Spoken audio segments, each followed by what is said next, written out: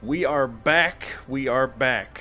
I am Justin, joined by Chad, who in his spare time teaches balloon animal tricks to self-abusers, and Jeremy, who enjoys showing the art of scrapbooking to the homeless. Today, we have plenty of topics in the gaming news to talk about. We are the fellas. Let's go.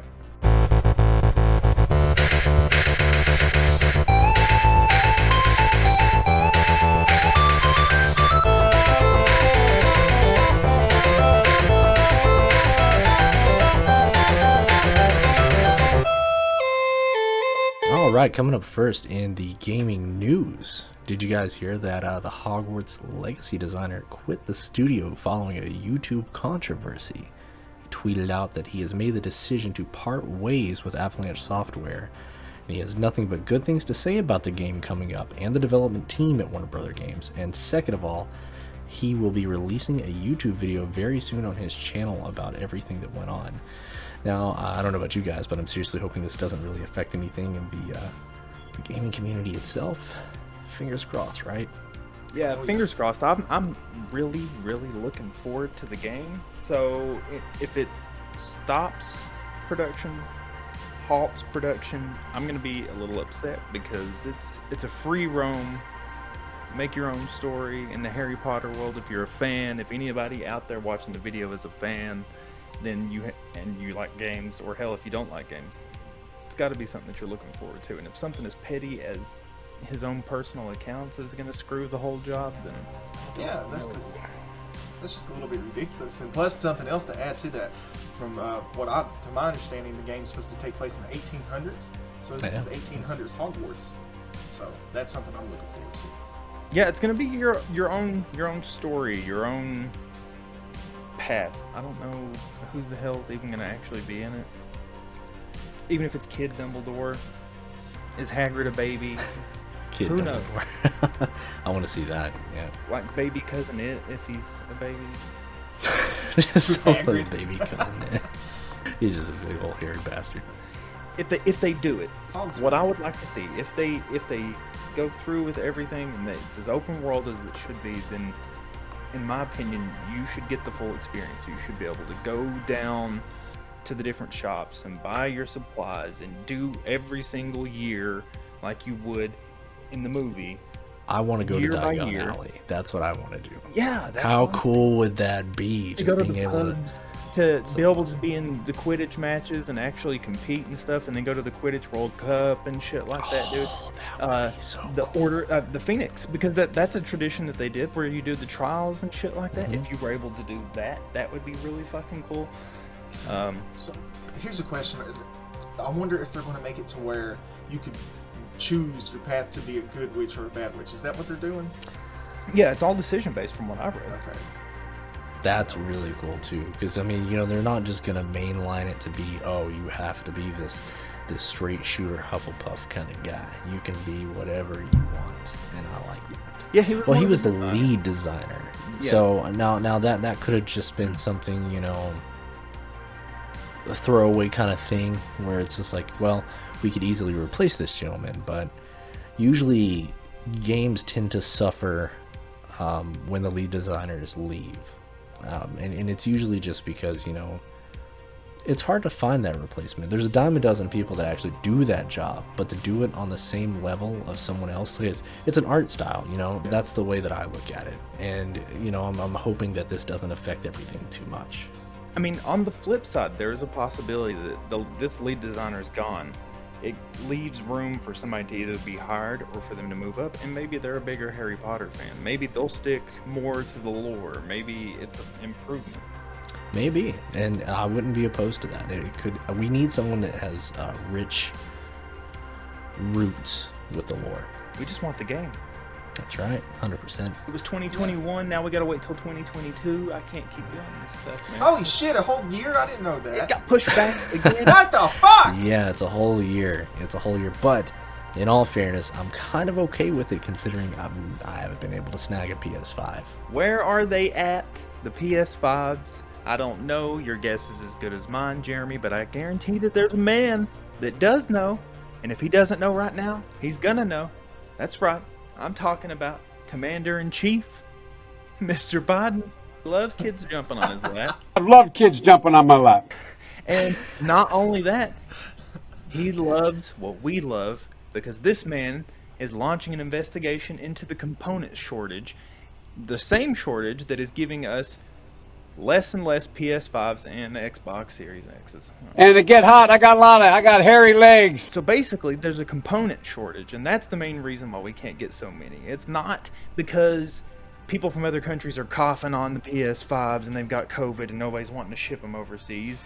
It's a limit on semiconductors being one of the main things. And the only reason that Joe Biden is showing any interest in it are also used in a lot of technology that the government uses, like missile targeting systems and things of that nature. So Joe Biden is basically saying that the semiconductors are playing a critical role in enabling products and services that fuel the U.S.'s economy and contribute to American innovation. With that being said, this man's going to try to investigate and get to the bottom so we can finally get a motherfucking PS5.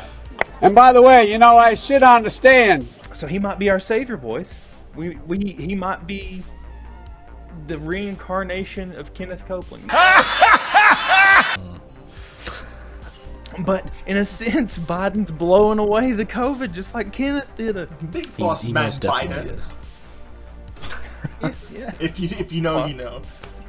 All right, and with all the games that are going to be coming out this year, one game in particular that I'm looking forward to. I was always a fan of the Left 4 Dead series. I know you guys have played them as well. The creators of the whole Left 4 Dead franchise, they're coming out with Back 4 Blood, and to me it looks really cool. It kind of looks like the same take as far as Left 4 Dead. You know, you got 4 people, you're running around, you're killing zombies. You're at the center of war against the Ridden, as they call it. It'll be more of a evolution of like what Resident Evil done, you know, not just zombies, but then you have these evolved, mutated looking zombies. And it's going to be out for Xbox and PlayStation both June 22nd of this year. That's something I'm really looking forward to. That's kind of quick. I mean, that's coming up really soon too, and you know, the fact that it is coming out for both consoles is kind of awesome, just because, you know, Left 4 Dead's been restricted to PC and Xbox for, well, both series, both games, so it's gonna be kind of cool to see that. I like how it's a little bit of a spin-off, but it's still a little traditional. Left 4 Dead was good, but Yeah. it gave me a lot of Resident Evil Outbreak vibes. Exactly, that's exactly what it made me think of. Speaking of which, I enjoyed Outbreak a lot. The Village. I'm there for Village. I'll be there for Village day Waiting one. on it. Like, When it comes out, everybody that is watching this, when it comes out, you can guarantee that it will be streamed here. I don't care who the fuck does it, but it's getting streamed, because I can guarantee that I'm gonna get it. I know Chad's gonna get it. Jeremy's probably gonna get it. yeah, we'll definitely stream it. There'll be a playthrough series for sure. Oh yeah. I want me a 9-foot tall, sexy vampire lady coming at. Is she 9 foot? She's 9 foot. They put a thing up about it, and she's close to 9 foot. That's a huge bitch. Speaking of spooky in space, how does that sound, boys? How does that tickle your fancy? No, I'm not talking about Dead Space as much as I would like to go back to that series one more time. I'm talking about killing some xenomorphs as the Colonial Marine Corps. Aliens Fireteam, an upcoming third-person shooter developed by Cold Iron Studios. It's going to be the first Alien game since 2014's Alien Isolation. I was gonna And ask apparently if it's anything like Isolation. gonna be more like Left 4 Dead in that vein. It's funny you mentioned Left 4 Dead today, because it's gonna be set in that kind of atmosphere where you all pick a role of 3 different Colonial Marines, and there's going to be several different maps, and I guess you're just going to be going through these corridors just gunning down aliens, looking for cosmetics, looking for new guns, Fortnite style. So the game's story is a sequel to the Alien trilogy. It's going to be set 23 years after the original films, taking place on board the USS Endeavour, a spaceship tasked with responding to a distress call to other colonies. So I am excited about it. I love the Alien franchise. I love shooters. I love co-op games. We don't have enough co-op games. It's going to be cross-play. It's coming out on all the systems except Switch, and it's coming out on Steam, PC, all that good stuff. So definitely check that out. I'm looking forward to it. What do you boys think? I mean, I'm with you. I'm a huge Aliens fan. Love him. I think I've seen all but one movie. and that's my fault. But I love them. I can't wait to play a game, really get into that whole world, and kill some xenomorphs. If at some point you can hop in a big goddamn metal suit and start fucking up xenomorphs, maybe that's like an armor upgrade or something like that, and you're in the big fucking the Ridley mechanical suit. You know what I mean? Like, that would be awesome. We need that. We need that. I'm really curious if it's going to be more along the lines of Left 4 Dead, or if it's going to be more along the lines of Apex and Fortnite. Like if it's going to be drop in and then circle and or kill everybody on the map or whatever the case is. Maybe instead of there being like a storm coming in, it's the oxygen's depleting until, you know, you get to a certain point. I think it's going to be along the veins of Borderlands, their new DLC, which is the Murder Cane. Are they still making DLCs for Borderlands? Oh man, they're never going to stop making DLCs for Borderlands. they just keep coming. The season pass 2 is coming out brand right new now. Movie, Kevin Hart's in Borderlands. You ready for that?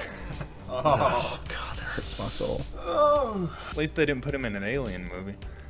Kevin Hart Mortal featured Kombat. in the remake of The Thing. No. Oh god, no. He's the new Yeah, Invisible no. Man. He's like, oh goddamn, I stubbed my toe. The Alien game I'm looking forward to. I'm just really curious about how it's going to play. Okay, last part of, to me, notable gaming news. And this was something that I was just scrolling, having a normal day at work, doing the 9 to 5, and then Pokemon Legends appears on my screen. And I can't tell you the wad that I blew on the wall whenever I saw possibly one of the greatest Pokemon games that's ever going to be made. It's Pokemon Legends. It's going to be out for Switch. And it's Pokemon like it should have been in the very, very beginning. Yeah, you're going to be doing the whole running around catching Pokemon, filling up your Pokédex and things like that. But the thing with this is that it's going to be taking place in the past. The balls don't even look the same. They got big iron clasps on them, for crying out loud. It's going to take place in the same area that Diamond and Pearl took in, which is the Sinnoh region. But Pokemon Legends is basically in the past in that same region, long before the setting of Pokemon Diamond and Pearl that we are getting a remake on here in the next few months, which is coming to Switch. But Pokemon Legends is going to be something like you haven't seen before. It's an action-adventure RPG is what they're advertising it as. You're able to run around, you're able to jump, you're able to actually just, while you're standing there, you don't have to go into some special screen, you don't have to run into the grass and get a Pokemon on you. They're going to be roaming around in the trees and the air and shit like that, and you literally physically will have to actually toss the balls at them yourself. And your battles, from everything that we've seen so far, is going to be no cutscene, not in a separate screen. You just literally summon one of your Pokemon and start fighting something in the grass or somebody that's there, which to me is something that I've been wanting forever because it makes it exactly like the cartoon. There's not a lot of information out on the game except for the things that I'm telling you now. We do know the 3 starter Pokemon that they're going to be using, which is going to be Rowlet, the grass quill Pokemon, Cyndaquil, which was always one of my favorite fire Pokemon of all time as far as a starter goes, and then there's going to be Oshawott, which is going to be the Sea Otter starter Pokemon that's water type. 13-year-old me's freaking out. Yeah, no, I'm looking forward to it. I can't wait. But I know as soon as we found out that was dropping, we started messaging each other about just how wild it's going to be. And the Pokeballs, what are those? They just look ancient. Like everything about it looks really ancient. It's got a really hinge cool. on the back. It looks like it was made by a blacksmith. It's cool as shit. I love it. I cannot wait until I get my hands on this game. It's going to be seamless, no cutscenes, none of that stuff. I love it. I can't wait. The fact that you're able to Can't just wait. literally pull a Pokemon ball out of your pack while you're not having to go into a cutscene, and literally, depending on your aim, is going to depend on if you even get to catch it or not. I hope two we're not things, restricted to just the Sinnoh region. I'm hoping that eventually they do give us DLC that allows us to branch out to Kanto, to, wherever. Like, I want that. They are confirming that they will be doing DLC for it. Where that's going to expand to, who knows? Maybe it'll let you start going to my perfect Pokemon game, besides the features that they're bringing into this one, would be for me to be able to, okay, I got all the badges in the Sinnoh region, so now I'm wanting to travel to the Kanto region and then start getting the badges there, and then I want to go to the Johto region and get all the badges there. For you to be able to actually go on a Pokemon journey like Ash did in the show would be a DLC that I would definitely be getting the next one every single time, because it's like you're buying a brand new game. Yeah, that'd be really cool. I feel like if they're going to do a DLC with a game like this, that it's going to be what you said. If they, are wanting to expand it like that, because that's going to just bring more people in. Is it going to be a lock mechanism, or are you just going to have to kind of, with your controller, aim? You'll have your, like, a little crosshair on it, and then you're going to try to basically throw an aim. But the aiming is kind of like you shooting a bow on Assassin's Creed, but it's going to be with Pokeballs, and it's going down, dude. It's going down, and I am excited. All right, and that about wraps it up for all the news that we have here today on the Fellas. Everybody brought something nice to the table today, and I hope everyone out there watching enjoyed it. All 3 of our subscribers love you guys, so it doesn't matter. But without further ado, we're going to try to do some more of these videos. Don't know how long. Shouldn't put a timestamp on it. Weekly, bi-weekly, who knows? But we're going to be bringing the news to you from the Fellas.